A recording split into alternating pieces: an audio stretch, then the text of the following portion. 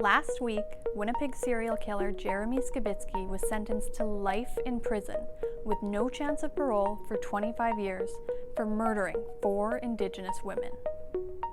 While each of those charges carries a mandatory life sentence, Skibicki will serve those sentences at the same time, not one after the other. That's because of a 2022 Supreme Court decision that found stacking consecutive blocks of parole ineligibility was a form of cruel and unusual punishment that violated Canada's Charter of Rights and Freedoms. But it means Skibicki has been given the same sentence he'd have gotten if he'd only been convicted of murdering one person, which doesn't sit well with some. I think that we just might have to change the legal system when it comes to consecutive sentencing. Because he's got to be accountable for the 4 deaths that he committed. But one legal expert says even though Skibicki could apply for parole in 25 years, it's very unlikely he'll get it. Lisa Kerr at Queen's University also said it's important for offenders to have some hope for the future, to give them incentive to abide by prison rules. It may be sort of an emotionally appealing thing to say we should not even have a hearing 25 years down the road, but it would be a very dysfunctional change in terms of how the prison system operates.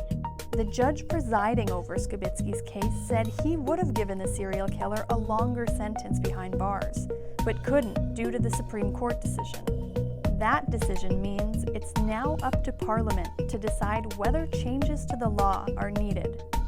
One option to do that could be using the notwithstanding clause, which allows governments to temporarily override sections of the Charter. Law professor Brandon Trask says he thinks it would make sense to use it to override the Supreme Court decision and enable judges to give people who are found guilty of killing multiple people a longer period of parole ineligibility.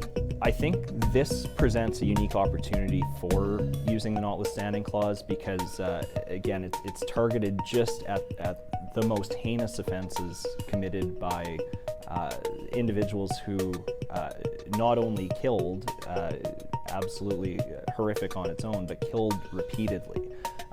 And so you're dealing with multiple murderers essentially, and I think there would be public appetite for sending the message that multiple victims, the second, the third, the fourth victim, they have to count.